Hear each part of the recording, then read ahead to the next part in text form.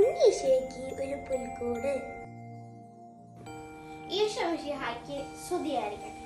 വിശുദ്ധ ലൂക്ക 1:35. ദൂതൻ മറുപടി പറഞ്ഞു, പരിശുദ്ധാത്മാവ് നിന്റെ മേൽ വരും, അത്യുന്നതന്റെ ശക്തി നിന്റെ മേൽ ആവസിക്കും. ആകയാൽ നിനക്ക് ജനിക്കാൻ പോകുന്ന ശിശു പരിശുദ്ധൻ ദൈവപുത്രൻ എന്ന് വിളിക്കപ്പെടും. ലോകത്തിന്റെ രക്ഷകനായി നമ്മുടെ ഉണ്ണി യേശു ജനിച്ച ദിവസം, അതെ, ബെത്ലഹേമിൽ ഒരു കൊച്ചു കാലിത്തൊഴുത്തിൽ മറിയത്തിന്റെയും ജോസഫിന്റെയും മകനായാണ് നമ്മുടെ ഉണ്ണി യേശു ജനിച്ചത്.